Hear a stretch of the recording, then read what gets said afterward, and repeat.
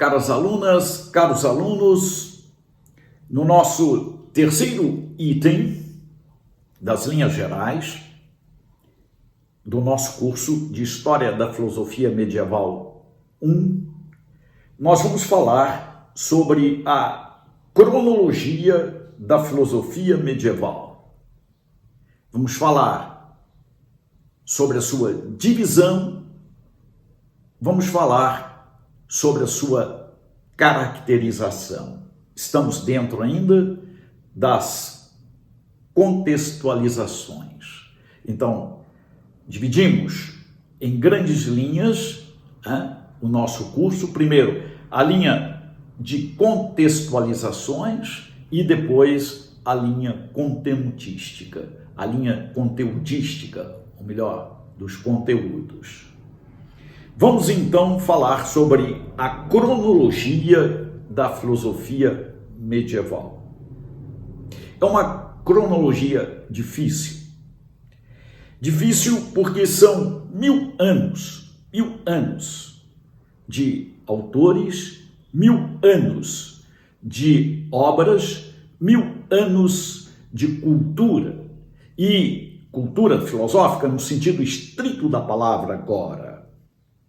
Pois bem, quando nós falamos em cronologia da filosofia medieval, a primeira dificuldade epistemológica, hermenêutica, é a seguinte: a história da filosofia medieval não bate com a história da filosofia medieval.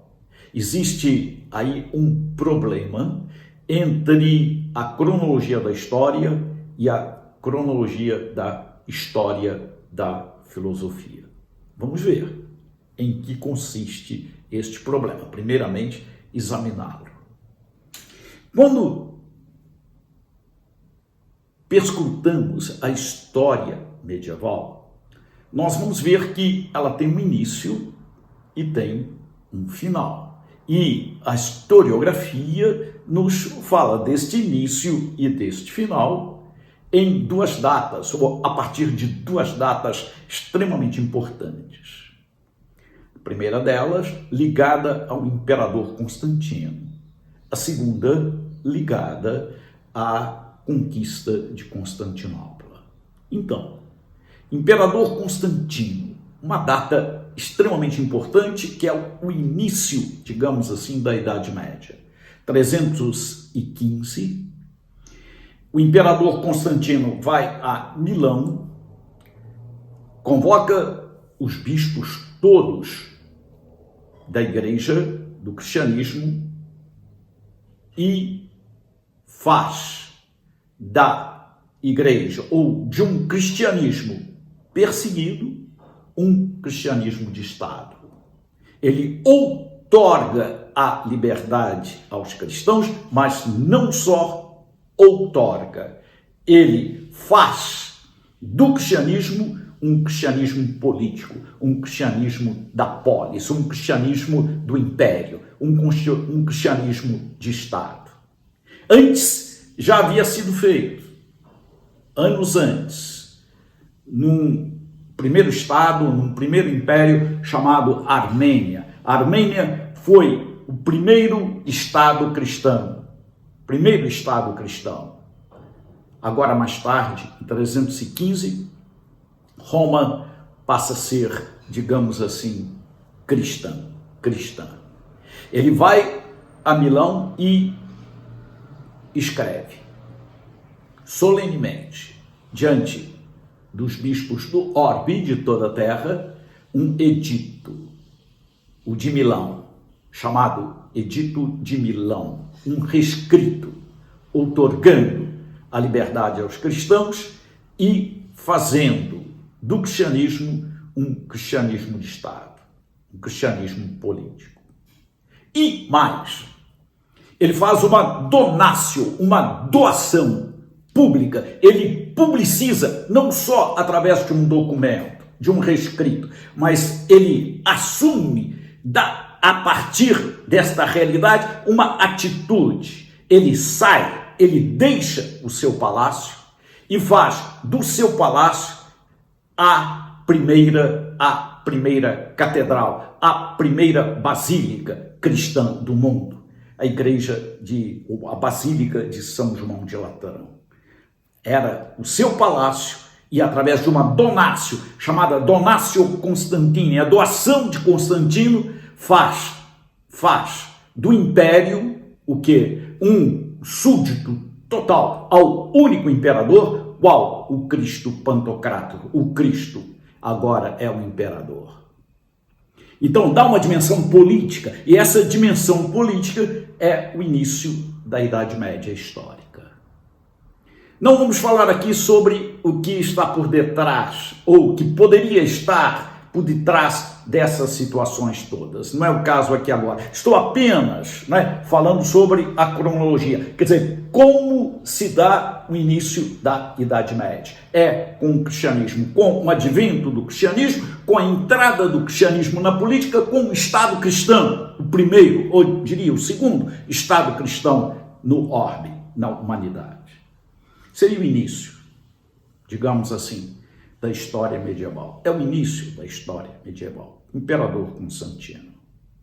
Logo depois, um pouco mais tarde, ele muda a capital do império, ele transforma a capital do império e muda a capital do império, ele se muda para Constantinopla e proclama, digamos assim, Constantinopla, quer dizer, a cidade de Constantino, ele se autoproclama, digamos, a outra Roma, e de lá então ele governa o império. E aí dá-se também o início de um outro império, quer dizer, a consecução de um outro império, que já tinha um início antes, mas a consecução do Império Romano do Oriente, que vai ser depois o Império de Bizâncio, o Império Bizantino, que é fundamentalmente cristão e medieval e cristão.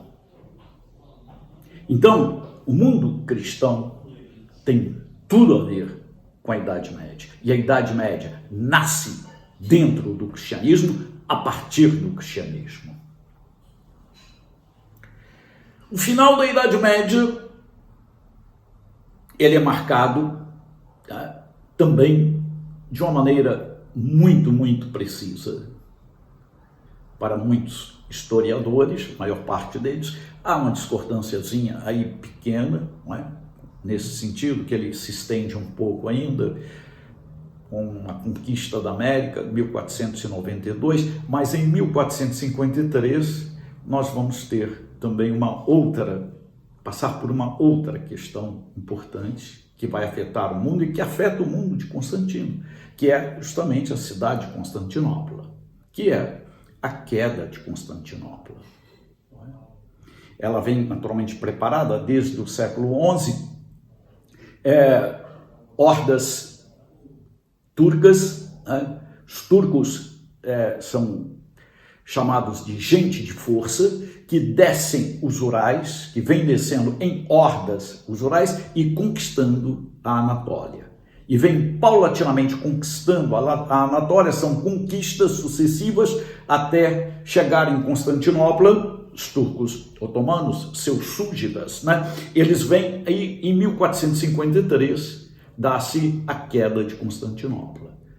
A Anatólia, que era fundamentalmente armênia e grega, passa agora a ser turcizada.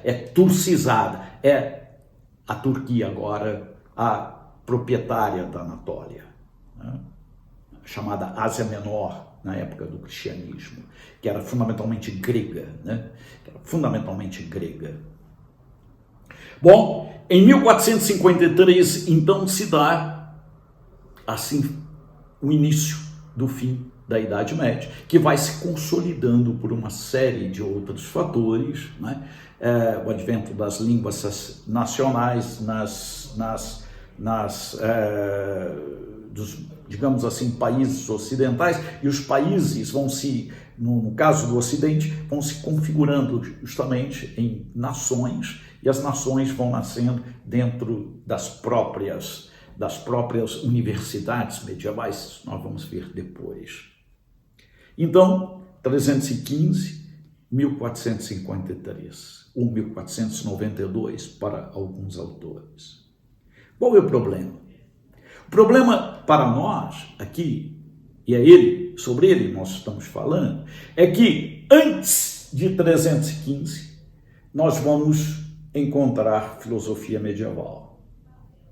E depois de 1453 vamos também encontrar filosofia medieval. Então a filosofia medieval, ela está aquém da cronologia histórica e além da cronologia histórica. Ela existe em concomitância com o mundo antigo e existe em concomitância com o mundo moderno. Ela se estende um pouco, sobretudo em Portugal e Espanha, que é, digamos assim, né, a marca da nossa colonização. Por isso ela é medieval também, é moderna e medieval também, no caso da Espanha e Portugal. Bom, aí nós vamos encontrar, então, dentro dessa dificuldade, nós vamos encontrar duas fases para a filosofia. Uma fase chamada de patrística e outra fase chamada de escolástica. A fase da patrística, ou a primeira fase, ela vai do século I da nossa era, final do século I, início do século II, até o século VI da nossa era, no Oriente Cristão. Ou melhor, no Oriente Cristão, quer dizer, no Oriente Grego, fundamentalmente grego e oriental, chamado também oriental, né? Quer dizer, o Oriente Cristão, ele fala a língua grega e fala as línguas orientais, quer dizer, o aramaico, o siríaco, o armênio, o geórgio. Então, esse mundo oriental cristão, que nasceu aí, digamos assim, com Constantino e que teve também influências outras, recebeu influência de outros impérios orientais, fundamentalmente cristãos, no caso, Armênia e Geórgia, e todo o Oriente Siríaco, né, de origem siríaca, que é fundamentalmente uma continuação do aramaico. Não é? Então, o último pai do cristianismo, o padre da igreja, no Oriente Cristão, é chamado de João de Damasco, João Damasceno, no século VI da nossa era. A patrística no Ocidente, e aqui então, quando se fala patrística no Ocidente, o Ocidente é fundamentalmente o latino, ela vai do século II da nossa era, século I, II, final assim, até o século XII da nossa era. E aqui, o último padre da igreja, o último pai do cristianismo, vamos entender isso depois, é Bernardo de Claraval, já em plena, digamos assim, cruzada. Veja, do século I ao século VI no Oriente Cristão, do século I ao século XII no Ocidente Cristão. E como fica então a segunda fase? Essa segunda fase é chamada de escolástica. E essa fase da escolástica, ela só existe no Ocidente. O Oriente Cristão, ele que se iniciou no Império Romano e que depois se desenvolveu em outras perspectivas, no caso do Império Bizantino, né? Império de Bizâncio, né? Ele não conheceu a filosofia escolástica. Filosofia escolástica é filosofia ocidental de caráter latino, né? Escrita em latim e só em latim. Quer dizer, no espaço, no contexto geohistórico, nós estamos entre o século IX da nossa era até o século XIII, se prorrogando até 14, 15 em Portugal e Espanha. Que aí vai se dar a chamada escolástica renascentista, escolástica espanhola, escolástica jesuítica, assim já na modernidade, dentro do mundo da modernidade, mas que é, digamos, fundamentalmente uma filosofia escolástica. Nós vamos ver. Então, do século IX ao século XIII, XIV, mas aí já se desmilinguindo, digamos, depauperando, colocando período aí de transição para a modernidade, com características de modernidade. Século XIV, por exemplo, Guilherme de Ockham, né? E em Portugal e Espanha, Francisco Soares, Domingos Banhas, né?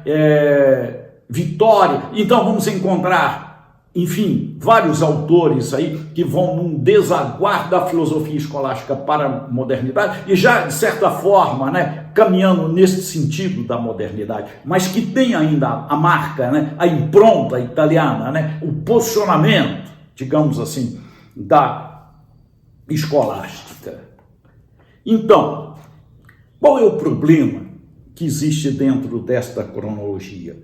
O problema que existe dentro desta cronologia é que nós vamos encontrar filosofia patrística convivendo com filosofia antiga de cunho ou de marca neoplatônica no início, não é? Vejam bem, se a filosofia patrística, ela se insere entre os séculos I e VI, ok? E séculos I e XII, no Oriente Cristão e no Ocidente Cristão, respectivamente, nós vamos encontrar uma filosofia antiga convivendo com ela.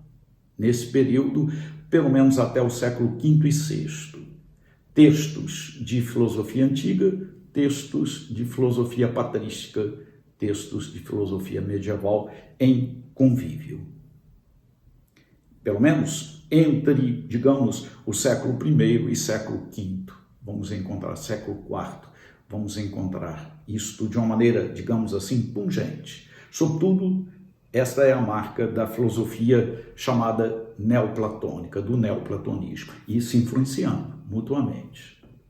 Por outro lado, no final, nós vamos encontrar uma filosofia escolástica, já mencionamos aqui, convivendo com a filosofia moderna, né? Sobretudo em Portugal e Espanha.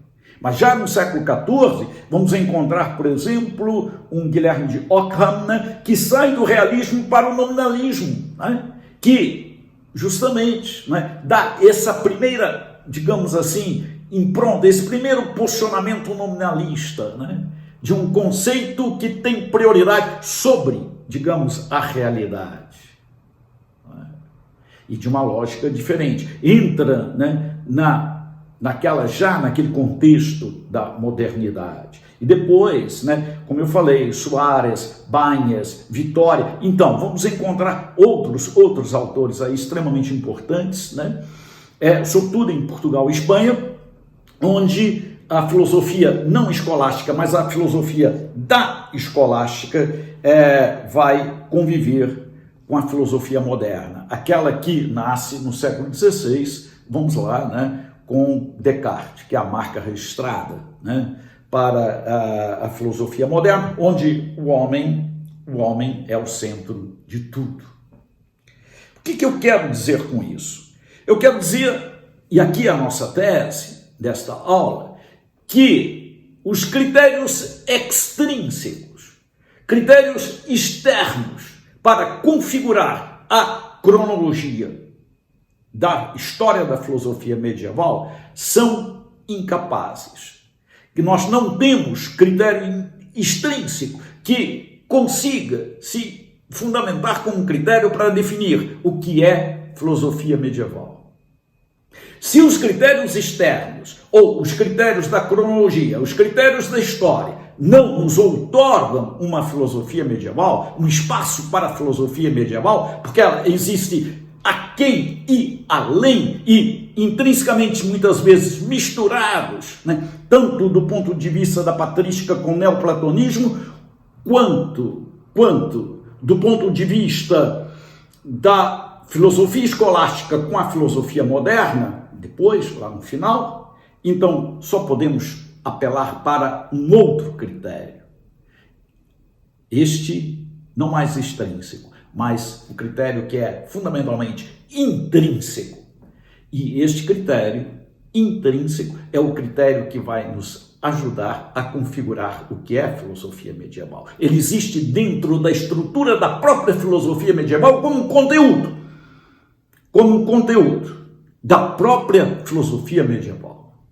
Eu diria que este critério é fundamentalmente e que nos ajuda, sem o qual não nos podemos falar de filosofia medieval. Este primeiro critério, este primeiro grande critério intrínseco, chama-se cristianismo.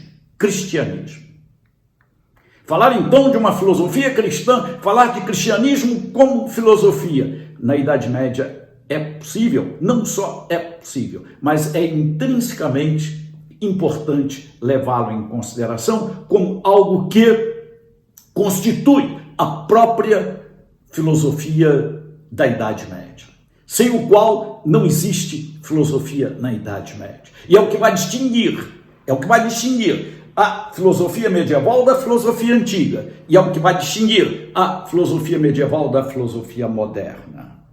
Então, é a crítica interna. É uma filosofia que existe em grego e em latim. Em grego, naturalmente, no Oriente Cristão, e em latim, no Ocidente Cristão. E é uma filosofia que caminha no sentido de um universalismo, que caminha no sentido de se universalizar em todo o império. Bom, esta é, digamos assim, a nossa consecução para o problema hermenêutico. Então, filosofia medieval é fundamentalmente uma filosofia cristã. E quando eu falo em grego e latim, falo num grego por onde passa o cristianismo, falo do latim enquanto língua por onde passa o cristianismo e falo de uma universalização que é fundamentalmente, digamos assim, o teor da filosofia, por onde também o cristianismo passa. Vamos estudá-lo na próxima aula. Muito obrigado.